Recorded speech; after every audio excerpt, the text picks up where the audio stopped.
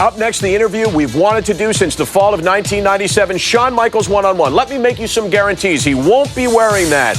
He will definitively answer questions about the Survivor Series. There'll be nothing left to ask after that. He will face the music from Bret, Hart, and Shawn Michaels will make a stunning announcement at the end of the show. So much to talk about, so bring it on.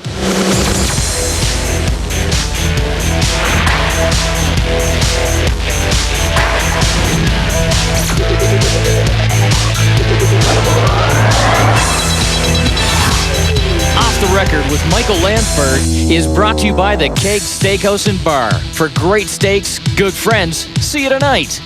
We have had the pleasure over the years on Off the Record of interviewing all the biggest names in the wrestling industry, from Vince to Hogan to Flair to Mick to Bret. The list goes on, but there is one name that has been missing in our list, and he is here today. Shawn Michaels, thanks for joining us on Off the Record. Thank you very much, and thanks for putting me in that class with big names, even though I'm probably down at the bottom there. Well, I think right away people are shocked by the humility, and that will be the subject of much of what we talk about. For 5 years, guys have talked about you, said everything from brilliant performer to pain in the ass.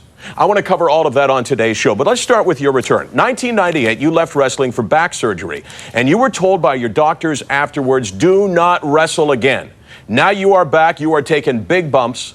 Why? That's $1 million question. Why? For what it's worth, they're still telling me not to wrestle. And I was never really good at listening to those guys anyway, I don't think. But to be serious, it was, when I came back, I had no intention of wrestling. I was just coming back to play a small role, supportive role on TV. And on Raw, my buddy Kevin Nash went out and wrestled, blew his quad out and went down. And the next day I was on the plane, and for the first time since I hadn't been back that long, but nothing creative had really been coming to me. And all these ideas started coming into my head. And at a point in my life now when those type of things happen, I try not to react. I try not to make decisions based on emotion anymore in my life. And so I sat there and I thought about it, I prayed about it, I meditated about it. And all of a sudden, these creative ideas started involving me in a wrestling situation. And to be perfectly honest, what I did was sit there and say, Lord, do you really, are you calling me to get back in the ring or anything there? And you're not supposed, and again, this is not for anybody out, this is not how you're supposed to make decisions in your life. But So let me ask you this: when you were hearing this and you were getting this message, let's roll the tape. Is this what you were hearing as a viable suggestion for a guy? Take a look right there over your left shoulder. For a guy with a bad back, I mean, I cannot believe that anyone was advising you, hey, you know what? Go out and do that. That's what I'm saying. Don't let me put the heat on the Lord. It wasn't his fault. Believe me. That's all human error. But no, it was. I was just. I guess long story short, I was led to Joshua 1:1, and it says, be strong and courageous, for I am with you. And I just thought, I just thought I wasn't going to put my, I was going to want to put my faith in action, and I don't know, it felt, I don't want to get too deep about it, but it just really felt moved to do it. I think we got to clarify this for people because you have not done a lot of these interviews, and I think in Canada this is probably the first. And people are hearing you making reference to the Lord and Christianity and getting direction, and you're talking about the Bible. You are a born again Christian, right? Yes. As of April the 24th of last year. Yes, yes, sir. Yes, and it is something that has completely taken over my life in the most positive of ways, and so I don't make any decisions that I don't think will glorify the Lord. If that makes any sense. Yeah, it does make sense, but none of this makes sense because you were the Heartbreak Kid. You were a guy with a persona. You were the ultimate prima donna. In the ring, outside the ring, in the locker room, and everywhere. When you look back at Shawn Michaels, Heartbreak Kid, the guy that you were, what do you think? Immature, I think, is one word. There are a lot more abrasive words. Use them. But I would, but I refrain from using them. But no, I mean, I was a pain, as you said, but for what it's worth, it always came from just my passion for the business, and I just wasn't good at controlling it. I wasn't good at channeling it. I just went, but it all came from just a desire to be, I say desire, it was probably at that time, to be honest, probably more obsession. than desire. And again, it's not healthy, and it didn't manifest itself in healthy ways. If you and I were having this interview a year ago, before April the 24th, when you found the Lord, it'd be very different, right? Very much. You see yourself very differently now. I think you see yourself a lot more clearly, and I don't want to put words in your mouth. The Lord did that for you, right? Yeah. No. You see yourself very differently now than you would have before. Yeah, well, I do, and I do think it, and it isn't me. It's nothing that I've done, with the exception of of saying Jesus, take over my life, because I've made a mess of it. So can you take? What are you it from ashamed here? of that you did? And I didn't plan on asking that question, but as you look back, I'm thinking that there's stuff in your mind that you don't like about you. I like everything about me now. But I'm talking about back then. But I mean, I just, for whatever reason, I didn't, and I don't know if I didn't like myself. I couldn't find any happiness in anything I was doing. I mean, I wanted to be successful in the wrestling business. And when I was still just as miserable as can be.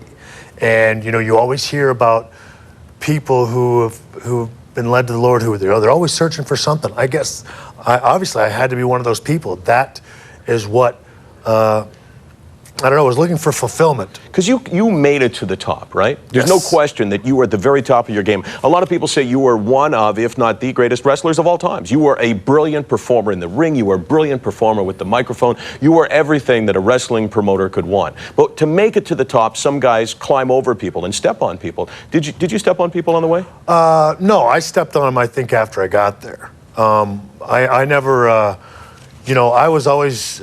Who'd you step on when you were there? Once I got there? Yeah, when you were at the top. Well, I don't know. I can't say that I stepped on him, but I can't say that I brought a lot of dignity to the position I was in. I could have handled it a lot better. I wasn't as professional as I should have been. I was still very immature. I said stupid things. I did stupid things. Made bad decisions. But before I was on top, I mean, I just went out there and tried to have the best matches I could. Part of it is, you're not a threat to anybody. I was probably saying some of the same things I said once I got on top. It's just nobody pays attention when you're support on the card. And then once you get on top, everybody's listening. I gather there's nothing I can't ask you that you don't want to answer, right? Pretty much. Can I ask you about Bret Hart? Sure, yeah. He was on this show and he made some comments about you. Plus, I really want to know, as do all Canadian wrestling fans, about '97 Survivor Series. Will you tell us? Yes. We'll do that next on OTR. Off the Record with Michael Landsberg is brought to you by the Keg Steakhouse and Bar. For great steaks, good friends, see you tonight.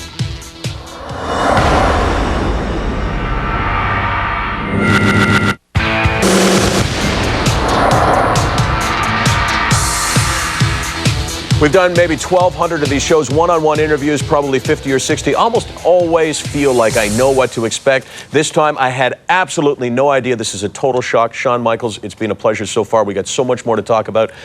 How important is it to you to be seen differently by people now than the way they saw you, say, 4 or 5 years ago? Oh, I don't know that it's, I mean, with all due respect to people and everything else, it's not, I mean, I can't concern myself with trying to change the minds of millions of people around the world. I hold myself accountable to one person, and that's it. And that's, You're not talking about Vince now, right? Nope. Okay, just wanted to make sure, because right. a few years ago, that would have meant something very different. No, sure, certainly. But no, and, I read something in a book, and you and I were talking about it earlier. I read something that said, don't preach me a sermon, show me one. All I can do is live my life doing the best I can to be accountable to the Word of God. That's what I do. And if I fall short, He'll let me know, and I'm sure 1,000 other people will too. But I can't worry about trying to change the minds of a lot of people. Right, and I got to play you this clip from Bret Hart. He was on our show a while back, and I said to him on the air, I said, we're going to play the clip for Shawn Michaels. So I asked him what he thought of Shawn Michaels right now. Take a look, and then I want your comment. I'd say he was a two-faced, lying chicken shit. And I'm probably being nice to him. And now? No, I don't think that's a snake that never changes stripes. Shawn, He was the kind of guy that would make friends with you or bury the hatchet with you 10 minutes later, and 10 minutes later he'd be out there stabbing you in the back again. You couldn't make peace with him. Now, clearly, Bret does not know you now. You haven't had contact with Bret for a long time, right? Correct. So he's talking about how you were. Is that a fair comment? Talking about how you were when he knew you, when you wrestled together. No, I don't even think that's fair to even how I was then. It would be a little tough to say I was the kind of guy that, I mean, we obviously never buried the hatchet with one another, and each time we tried, one of us. You know, the thing is, I think the difference between Bret and I is that I'm willing to take responsibility for my part of it and have asked for, you know, I've said that I was sorry and have asked for forgiveness and have forgiven my part of it. I've taken responsibility for my part of it. But that's always a two-way street, and I can't control. Bret certainly has a right to his opinion, but I can't, you know, I can't make up Bret Hart's mind for him. And as I say, he is entitled to his opinion. But no, I mean, it's. I don't even think that's a fair comment even back then. I might have been a little difficult, but I would say that's even a little snug for describing me back then. I would like to at least attempt to put this to rest. 1997 Survivor Series, the most famous wrestling match, one of the most in history. It was the departure of Bret Hart. You talked about this a little bit on Confidential, a WWE show, and wrestling fans across this country have put it to me to put it to you and ask, what happened on that night in Montreal? How much did you know about Vince McMahon's plan? I knew everything. I knew everything. I was told by Vince that this is what they had planned, and I was told not to say anything. You know, it was his decision not to say anything, and even after the fact, to deny it. So that's what I did. Years later, they came down to do the show and the Confidential show, and I mentioned to the girl, I said, you know, a lot has changed for me in the last several months at the time that they did the interview. And I said, you know, I don't do an interview anywhere without being asked about what happened in Montreal. I said, I can't, you know, I need to tell the truth. And this girl hadn't been with the company that long. So she said, well, okay, I don't know what the situation is. So I made a call to Vince to try to tell him that I was going to, you know, wanted to tell the truth. Couldn't get a hold of him, so I said, well, I'm going to tell the truth, and you guys can choose to play it or not. And I said on the show that I knew, and I did. And there's, that's it. I knew that it was going to happen. Let me ask you this. The person that you are now and the way your values have changed and the way your life has changed, if you were presented with that same scenario exactly, Bret Hart in Montreal, great champion, and Vince wanting to change things underneath his nose, would you have gone along with it? You know, I don't know. But, you know, what I think about is this. I would probably still have done it. Very simple. And people say, oh, you know, the Bible says this, and that is you submit to authority. Your authority above you, that is your boss. You do your job if he asks you to do it. And that's what I did then. My boss asked me to do a job, and I went out there and did it. It's unfortunate that I don't know if you know the Teflon Don. Of course. And Sammy the Bull Gravano. The Don always made the rules, but it was Sammy Gravano who had to go out and pull the trigger. And I was the guy that got to go out and pull the trigger. And you know, I'm not proud of it, but at the same time, I don't let it define my career, and I don't think anybody does. It was one incident in my career of over 18 years, and it happened. But there's still one guy, the same guy, that had 100% control over that to make that outcome different, and he chose not to, and that's Bret Hart. He simply could have done what all of us are supposed to do, and that's do what our boss tells us to do. When you look back at your career, because I've heard this from guys who wrestled with you, that you weren't the best over the course of your career of doing what the boss was telling you to do when it meant humbling yourself in the ring. I was not. You were not the best. Was not the best? Yeah. No, that's not true. I fought him tooth and nail on everything, But ultimately, I always said, if you tell me you want it done, I'll do it. But you would rather have turned in the title than lose it in the ring, right? No, that's one of those things that you've never heard Vince McMahon say that. Nope. You'll hear the guys. Again, like I know you're referring to Bret saying, well, Shawn didn't want to do this. The only person that has ever said that is Bret Hart. You get Vince McMahon on here and you say, did you ever tell Shawn to do a job for Bret Hart? He asked, do I want to work with him? And I said, no. I said, the guy has not been supportive of me since I've been champion. Shawn Michaels, I got to ask you about a guy who has supported you, Triple H. We'll do that next on OTR.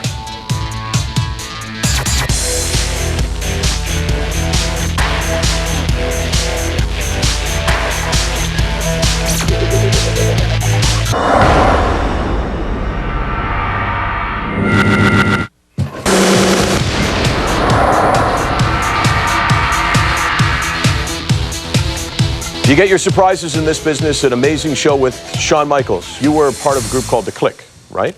You guys still all friends? Scott Hall, Kevin Nash, Triple H? Yes, yeah. I mean, obviously we're not all in the same company or anything anymore, but no, we still talk. Obviously, I mean, I see Hunter every Monday, talk with him a little bit. Kevin and I talk. I don't get to talk to Scott as much. But yeah, we all keep in touch. Is it hard to have really good friends? Not people that you hang out with and have a drink with, but really close friends in a world that sometimes you got to climb over or you've got to move in spite of somebody. I got to imagine wrestling's really tough like that. I've always heard it is. And when you do establish those friendships and you stick together, you get branded with a name, and then you all of a sudden get called out to be this huge influencer or whatever in wrestling. I mean, it's a very amusing line of work when you think about it. We were all friends that just hung out, drove up and down the road together, used to talk about wrestling ideas, and then we'd come and tell Vince what we talked about in the car. And boy, before you knew it, we were the most powerful group in wrestling. You were all about wrestling, right? Like at one point, wrestling was defined you. You were a wrestler. That's what you did 24 hours a day. That's it, yes. You look at a guy like Triple H, who you're close with and have been close with over the years. He is living it right now because he's involved in so many aspects of him. What advice would you give to Triple H? It's hard for me to give any advice. I did the same thing. All I ever say is, when you do get married and you have a family, put your focus on that. I mean, that's all I can really say. And I really try to keep from. Of course, if he gets married, he's still going to be in wrestling, right? Yes, yeah. And again, I can't. It's hard for me to offer advice into a situation I haven't been in. So, again, as I said, I try to keep from sitting there. It used to drive me crazy when the old timers used to give you advice. Not give me advice, but every time is this blue? And then you get this 2.5 hour dissertation about how the color blue came about, and I just want to know, is it blue? What's the most events that you wrestled in a year? 289. Would you do that now? Because you have a young child and you say your values have changed. No, I wouldn't do 89. So you could never have if you would have been Shawn Michaels 20 years ago, the way you are right now, or 15 years ago, say, you would never have made it to the top, right? Because you would never have committed yourself 100% to this thing called wrestling. Well, I don't know. I guess it would be, I was pretty darn selfish 20 years ago, 15 years ago. Now, had I had the same, had the same woman come into my life and the same child come into my life, I probably would have been able to think past myself, but I didn't have the ability to do that. Again, to me, it's Jesus Christ that did it, and again, Rebecca and my son played a huge role in that. On that note, we go to break. We're here with Shawn Michaels, this very revealing and very surprising show. Let us know your thoughts on everything that takes place regarding our show. This is for you. Hey, Shawn, next to Foley, no one has ever sacrificed his body for his craft quite like you. And it's pretty hard to debate that. You have poured it all into that. And you got a lot of people who agree with that. We'll talk more in a moment.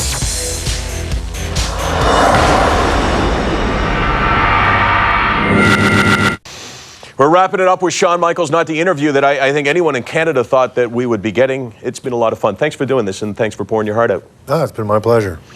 Let me say that you've been involved in how many WrestleManias? Because we're looking ahead to WrestleMania 19. Started at 4, I think, or 5. Right, and you've had many great matches. The Hour with Bret, is that number 1? That, if it's not number 1, it's 1.5 for sure, yeah. I just can't help but think of you and Bret and think that you guys missed out on something unbelievably special. Yeah, no, I mean, I mean, I think we capitalized on, I don't know if it gets much better than the Hour, but no, I loved wrestling him. I really did. I could, you could go out there and have a wrestling match with him. It was a sheer joy to be. You used to watch him backstage and say, that guy is unbelievable, didn't you? I used to say that I think he's, I mean, I would like to get out there with him. And heck, he used to come back and say, I see you being the guys. Eventually, somebody that's going to take my place. I feel a reunion show happening right here on Off the Record. It's the feel-good story of all time. I mean, I would do it, but until brother gets forgiveness in his heart, there's nothing Hold I on. can So do. you're saying you'd come on the show with Bret? Yeah. Okay. Well, that's the challenge for Bret right now. Let's see if he'll do that. Let me throw out some names. I'll sit here and say, Bret, forgive me, and let's move on. I mean, I'm wearing a helmet for that one. And you know what? For what it's worth, unforgiveness doesn't make me suffer. It only makes him. He doesn't. He still looks angry, and that isn't healthy. Let me throw out some names at you. Give me a 1 or 2 line answer. Ric Flair. The greatest. Woo! Oh, yeah, I think I'm his biggest fan. You wrestled him for 5 minutes in '92. Yeah, that was it. Would you want to wrestle him again? Yeah, I would. I would have loved to have, when both of us were at our prime, which obviously couldn't happen. But yeah, no, I would. And he and I talk about it all the time. I'd love to get in the ring. Marty Jannetty. My buddy missed him. We've been playing phone tag for several months, just trying to get in touch with him, see how he's doing. Vader. Leon, a big cuddly bear. He's actually a pretty nifty guy. Sid Vicious. Sid, I had good matches with Sid. Everybody found Sid difficult, but he and I worked well together, I thought. Well, you know what? Last name, Curt Hennig. Curt, I was just at his wake. Tragedy, a gifted guy, so much fun, but a huge loss to. Shawn, thanks. I got to cut you off, but thanks so much for doing Off the Record. No Shawn problem.